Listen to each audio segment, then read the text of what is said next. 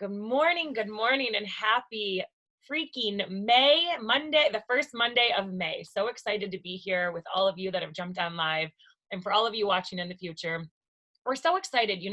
We've been really creating and having the conversations around content creation, where to best house those, websites, social media, all the ways to implement, and even had a work day up until this point where we did some work side by side from a social distance of the virtual space, and some side by side working where we could create some actual content for our social media.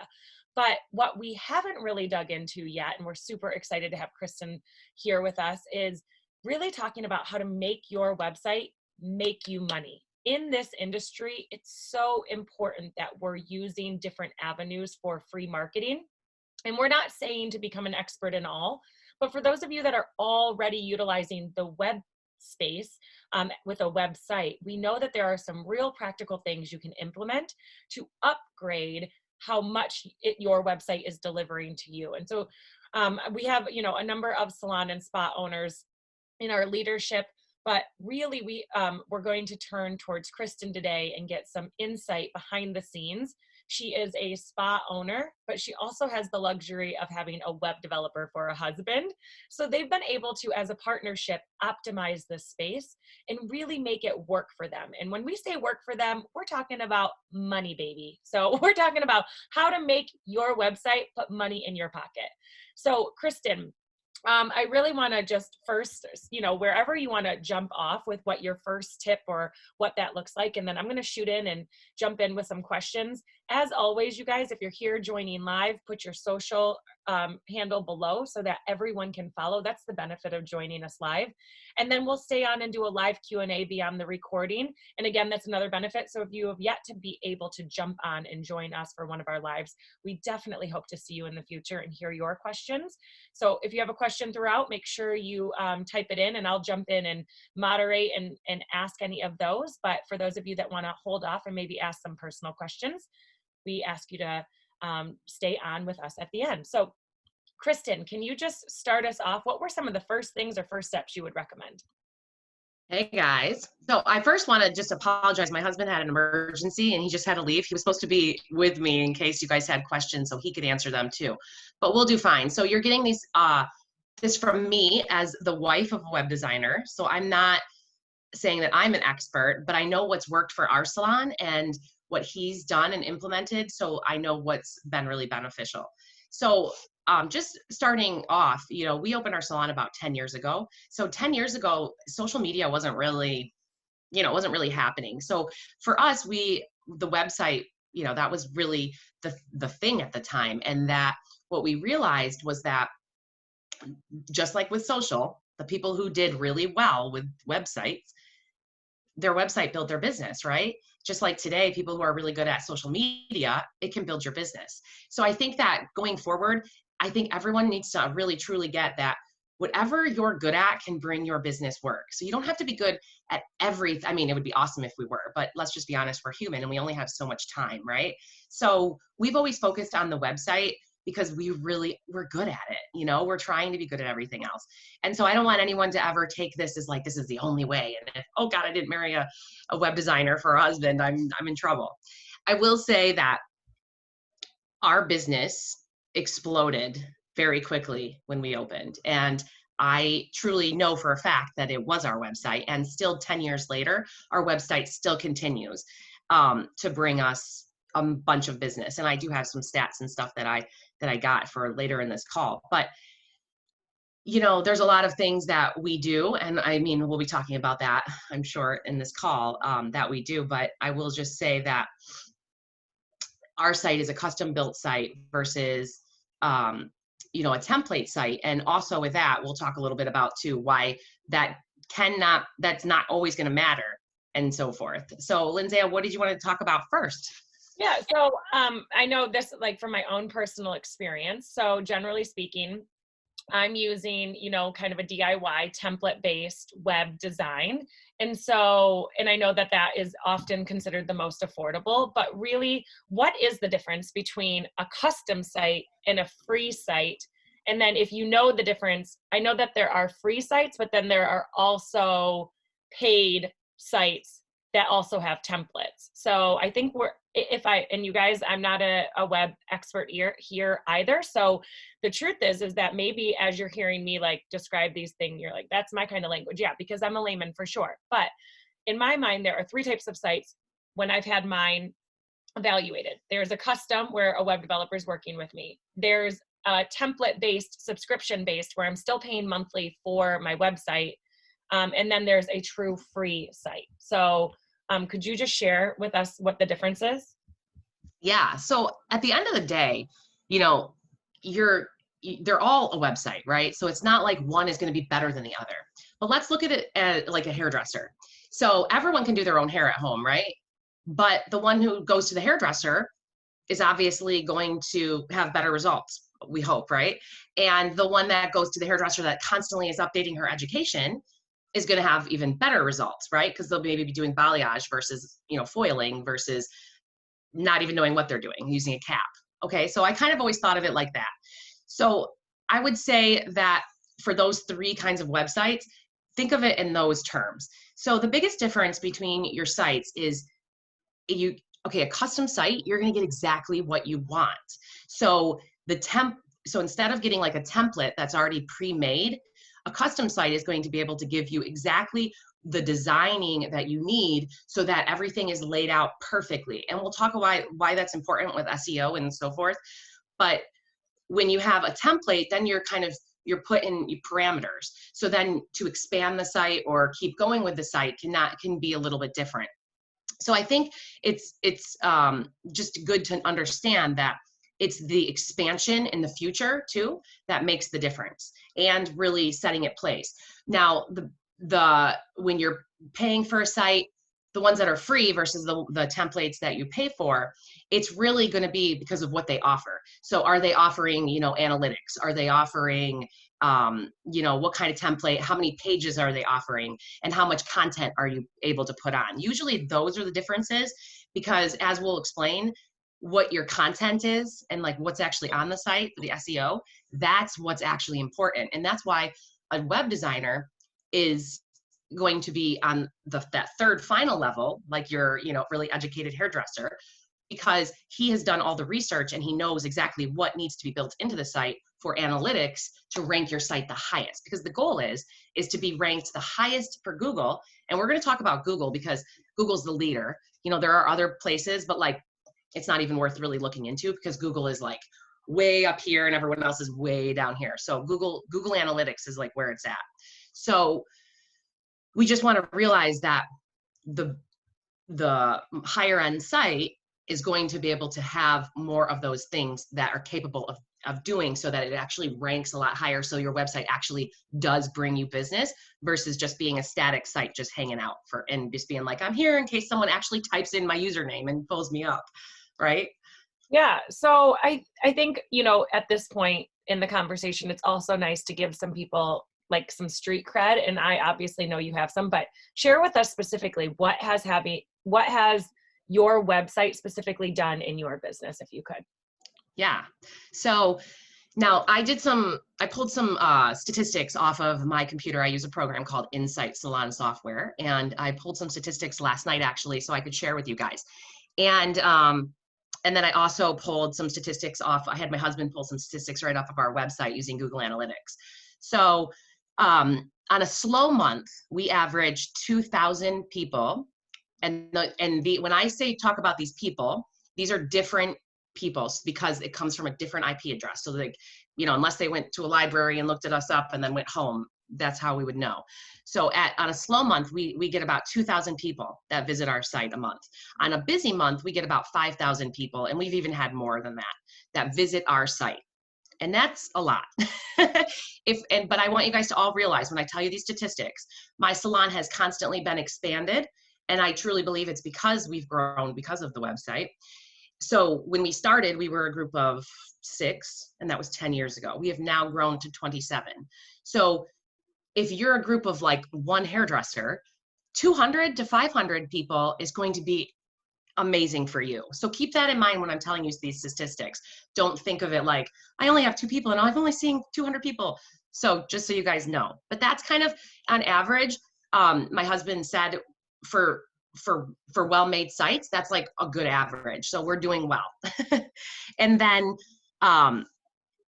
my other statistics that I found was that we get about 130 to 350 new clients a month just from the website. And so far our Insight program, and that's when my receptionists are good about making sure they put in where they were referred. I understand that sometimes statistics can be wrong because someone might have forgot to click that button, which we all know as salon owners, that can be tricky. But on average, it runs between 60 to 70% of all new clients that come to our salon from our website. And then the rest are usually word of mouth. So it really depends on the month, but that's some statistics to show you guys how strong it's worked for us in the past. I've noticed that when I hire apprentices, which I don't hire a lot of them, but the ones that I do hire, I can get them usually booked solid within 6 months to a year, because they get a lot of the website traffic. And then we've even gotten clients from Canada because they Google and they don't, we're the first ones to pop up. And gift cards, we've noticed that our gift card sales, once we put that on the website, are huge because everyone from different states that has family in Michigan, they Google and they find us and then they buy a gift card and send it to their family. So that helps us build clients. I'm just giving you guys how some of these people were brought to us. They're not just from visiting the website. Here's a result from search. Oops, my phone heard me say something. Search something. And then we also just noticed that,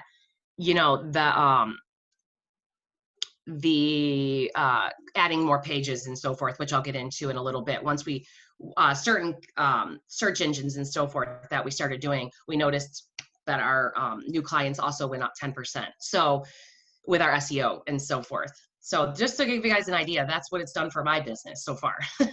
Yeah, well, I think you make a really, and it's funny because I know in our stylist culture collective group, I added how Instagram social is now making it available to add the gift card link to your social.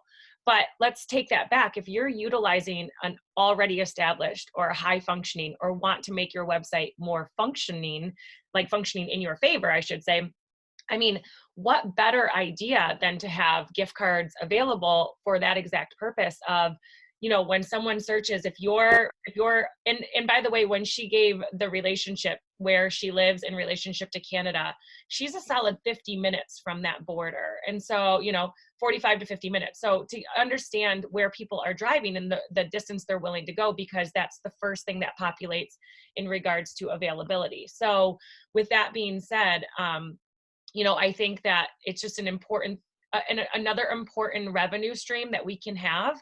And of course that becomes new client acquisition, because if that client would have never come to your space, but they received a gift card, now, of course, after they have that amazing consultation and that incredible experience, they're 100% going to, be a lifelong customer. That's just what we're going to state. So, so my next question, really, because you've already kind of touched on it in regards to SEOs. And so for those of you that don't know, I didn't always know what this term is. SEO stands for search engine optimization. So the idea is to have these tags, if you will, again, layman's terms. So there's no web developer here, but they're essentially tags. We all know the word hashtag. It's a cataloging way, but it's a tag that actually allows you to rank higher when someone is using a search engine, aka Google or something of the like, to locate your salon. So I know you have a lot of experience with this, Kristen. So why is an SEO important? And then just share with us what you know about that, because this is definitely a space, even for my own implementation, I'm still I'm knee deep in the water, just making a mess. Yeah. And like I say, it all kind of does confuse me because obviously I'm a hairdresser and I never studied web design. But when my husband talks about it, sometimes it goes right over my head and sometimes it makes a little more sense. But I do have the actual definition of search engine optimization that I want to read for you guys so you guys can really understand it. So the practice of increasing the quantity and quality of the traffic to your website through an organic search engine results. So just so you guys know, so that means that like it is finding you organically based on what you have. So I have a lot of notes and I'm going to kind of go over, and this is where it's really important. I would say if any part of this conversation is important, this is it. And I interviewed my husband last night, so I have his notes.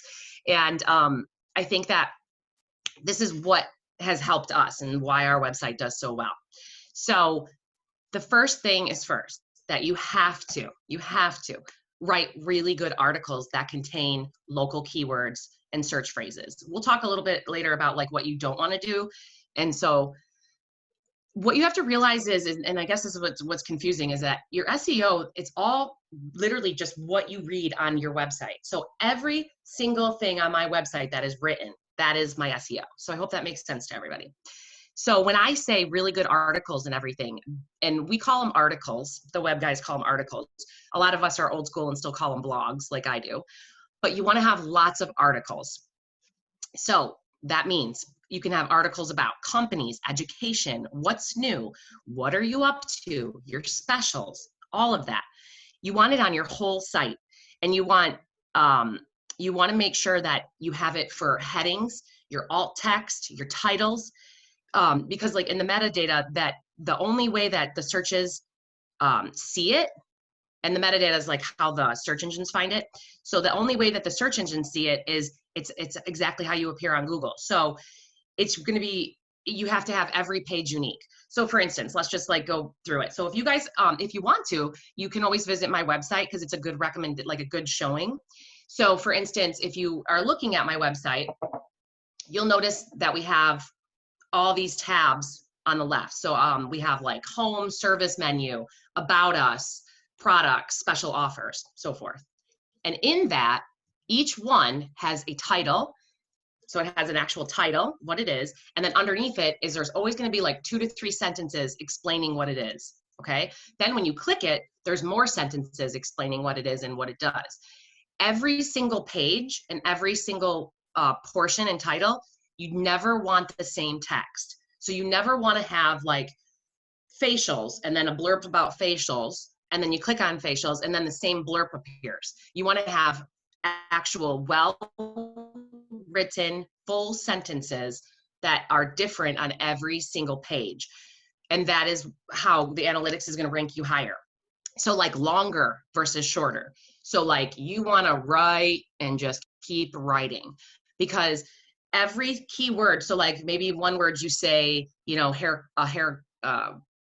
a balayage, and then the next thing you say a foliage or something. You know, you just want to have every keyword possibly that you can think of in that data. And then, you know, a big thing that he said is no one's going to find you if you just have services all on the same page. So that means if you just have, you know, haircut, color, blah, blah, blah, blah, blah, all on one page, that's not going to help you. You need to make sure that you have a clickable link so it takes you, so haircuts has its own page also.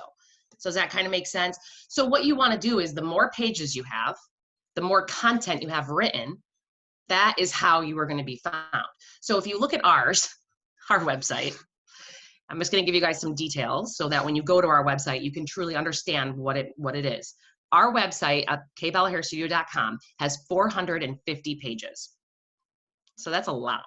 So that is one of the reasons that our website gets ranked so incredibly high. And we get a lot of traffic. Now, a website like that, just so you guys know, I don't pay for anything, but I just want to give you guys true numbers because I think it's important for you guys to understand. So I usually don't give numbers out. My husband's like, no, I think it's important. So a website like mine would be like around $10,000. And to update it, a website like mine is going to cost you anywhere from $200 to $500 a month. Now, could you do that on your own? Yes, you can. But the problem is that when you do it on your own, you have to do all the research and make sure that all of everything is proper and you have all the right things in place. And that's where we are not experts. So it would take you a lot of time. So, you know, Ben recommends even, you know, he even would say that you don't have to have something that big, just so you guys know, and that much content, but just so you guys understand, for that many clients that we get, it's 450 pages of all unique content. You will never find the same verbiage on any one of those pages, which is crazy.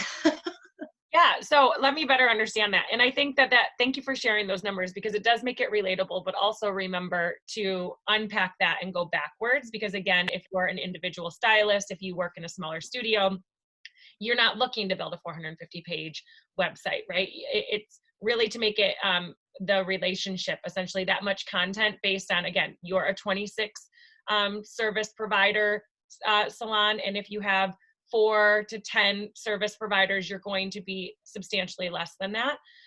Also, in regards to pages, so the pages can, just so that I can better understand, because what many, and to explain what I think that I know, which does not guarantee I know it, but pages do not necessarily mean that they are where, when everybody's looking at her website or any website, that's not what is in where you see them listed 450 pages across the top. Or I can't remember what that term is, Kristen, if you can remember, the navigation bar. There's a Yeah.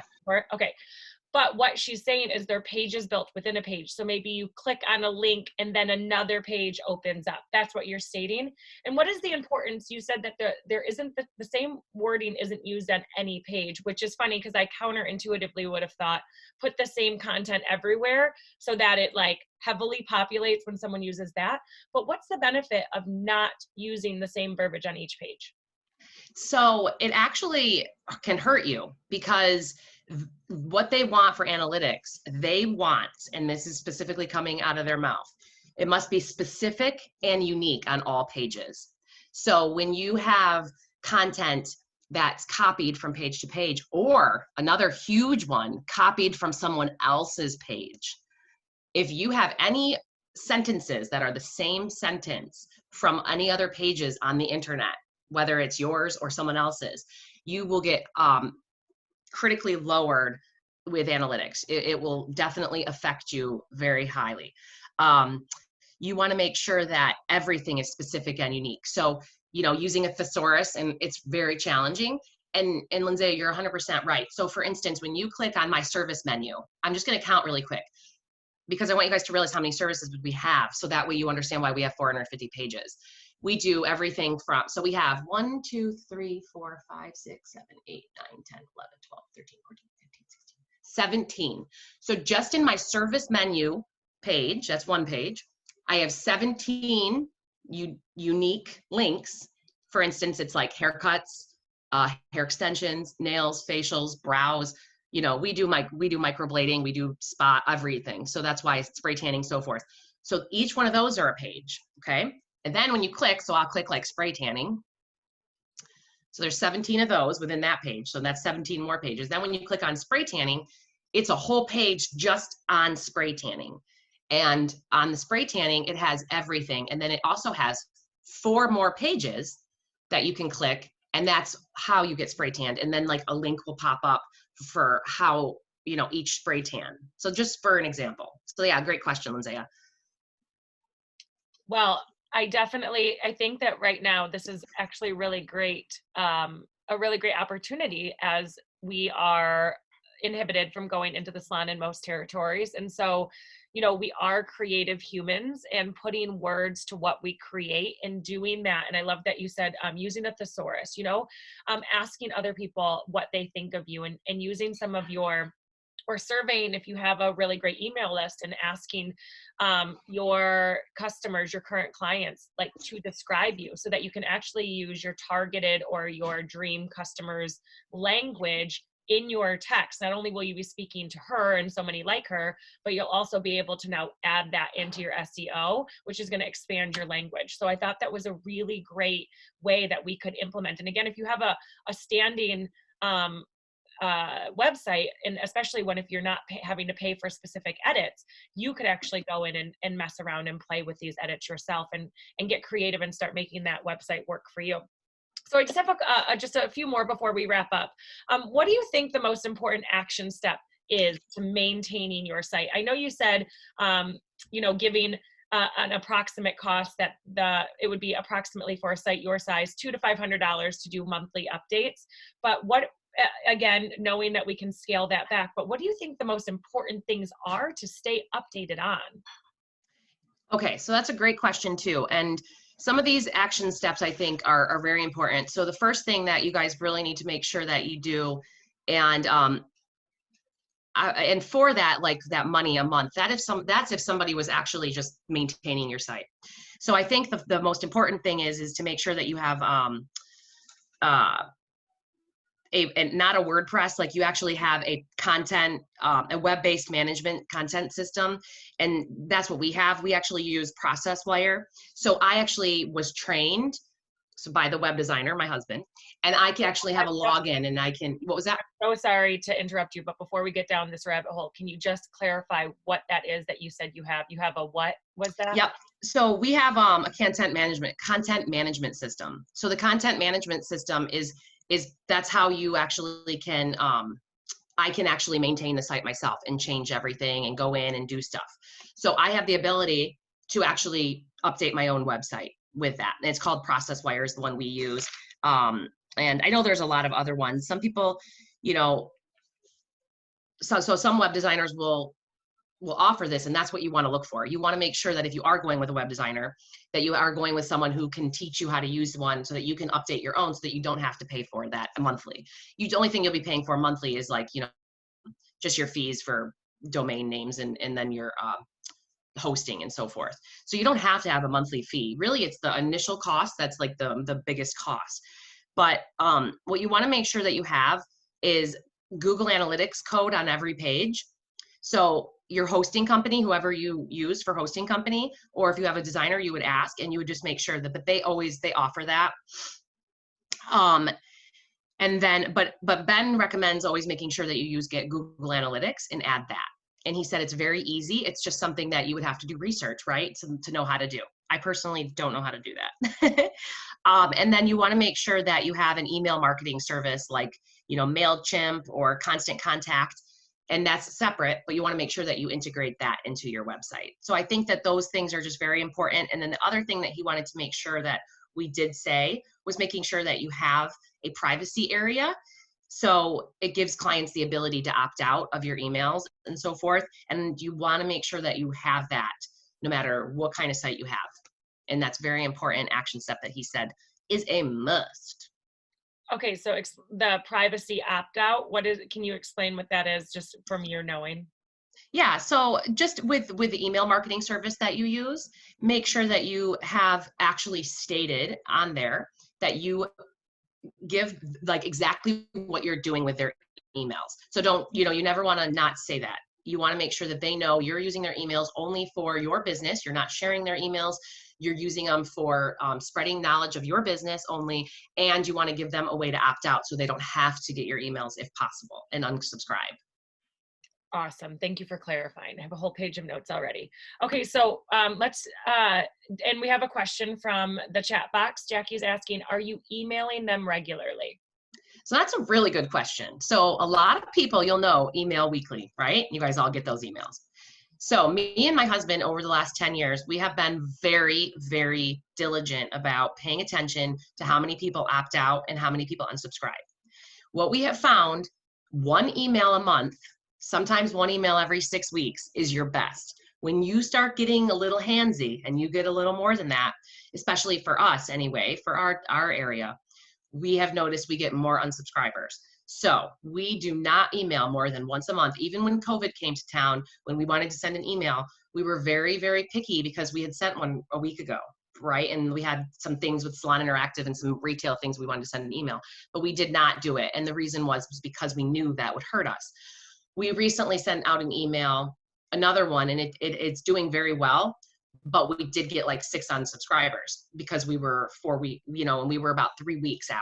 So we really pay attention to that. And that's what you want to pay attention to, because a lot of people do not want to get emails that often. So if we need to email like specific people, we'll email a specific group, but we really try to keep the email campaigns to monthly or every 6 weeks. Oh, thank you. That's a great tip. So what do you have any like just closing final, like, do not stay away from, protect yourself at all costs? Like, do you have any don't tips for us? The biggest don't that I want to put out there for everyone is do not use competitor names. Do not use competitor names will kill you. Do not use bulleted lists. Nothing like that. No bulleted lists or keywords. You only can use content that makes sense. So if the computer was reading it, it needs to make sense. It can't be bullet points and so forth. It's full sentences that make sense to every individual. And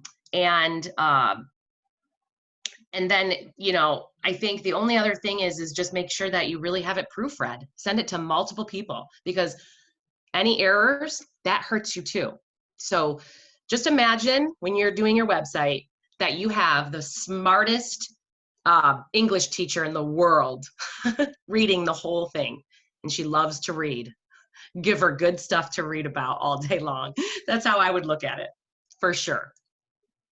Oh, I love that. And yes, so finding friends that love you a lot, paying them maybe in that, you know, a complimentary blow dry when we can get back to being in close proximity, something generous can be a great way of getting some people that are already strong and skilled in that arena to help you. Well, Kristen, I know that you have helped so many. I have a solid page and a half of notes that I'm going to be taking back and either having discussions with the people that manage websites that I work with, or personally for some of my own. And so I so greatly appreciate you. And I know Ben couldn't be with us today, but I know he helped just prepare you for this. So to you and Ben for being so generous with what is working. It proves again that community and collaboration over competition all of the time, and that we truly can become a better industry, a more professional industry, and more successful both now and in the future when we come together. So thank you from, you know, on behalf of all of us, from the bottom of our hearts, for your time. Thank you.